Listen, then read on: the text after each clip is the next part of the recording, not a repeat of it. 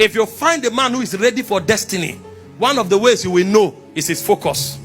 He's about what he's doing. And that's what Jesus showed at the age of 12. He was in the temple. Every other child was gallivanting and playing. The man was about his business. And when the parents traveled, it was 3 days later, they discovered that he was not there. And they looked for him, came back to the temple, and he said, why are you looking for me? Don't you know that I should be about my father's business? At the age of 12, no wonder no man on earth has ever been like him. The level of focus and precision and tenacity at the age of 12, some don't have it at 50. So he is not just impactful because he's Jesus. The principles of God defined his life even from a tender age. Focus.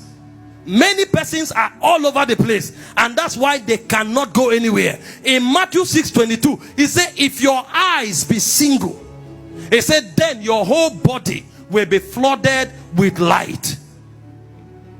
Your eyes be single.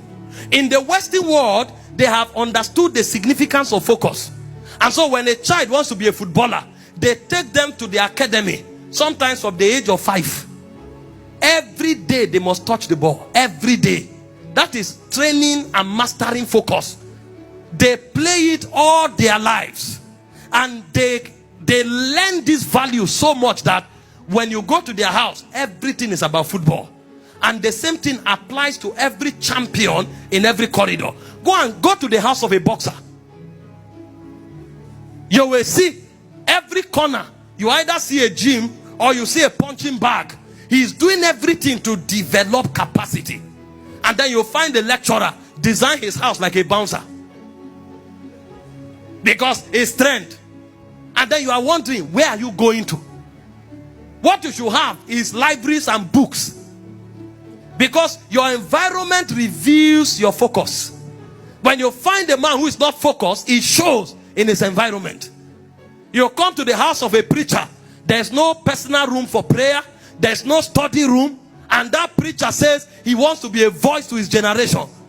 If you know him, tell him he's a joker. In 1 Kings chapter 20, verse 39 and 40, the prophet told the parable to the king. The message is different, but inside the message we saw the power of focus. He said, as the king passed by, he cried unto him. That's the prophet. And he said, thy servant, because he disguised himself, he said, thy servant went out into the midst of the battle, and behold, a man turned aside and brought a man unto me and said, keep this man. If by any means he be missing, then shall thy life be for his, or else thou shalt pay a talent of silver. Every time you lose what is committed to you, you either pay with your life or you pay with your resources. And in verse 40 he said, and as thy servant was busy here and there, he was gone. He lost the slave. The reason many people lose their vision is because they lack focus. They are all over the place. They want to be like everybody. They want to do everything. That's why they are never productive. Even the world system knows that when you become a jack of all trades, you master none. So the second thing about teaching is to discipline yourself. This world is too noisy. See, if you are a pastor, if you are online, don't go watching people who are doing beauty pageant. Don't go watching people who are arguing and debating politics.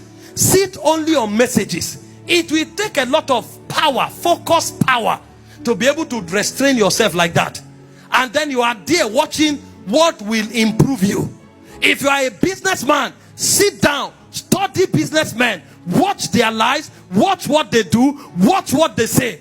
Don't be all over the place. At least in the earliest phase of your life is called the tilling phase. Because that's when your personality is formed, and that's where the power of your spirit is developed. Focus. Many don't have focus. Some people in a day, they can carry out more than 50 different activities that are not connected. In one day, some persons, they can have more than 30 conversations that are not connected. And they say they are going somewhere. Their life is scattered. And because of that, even the anointing of God in their soul, the energy of God in their spirit is diverged. And that divergence will cause them never to prosper in anything they do. Focus.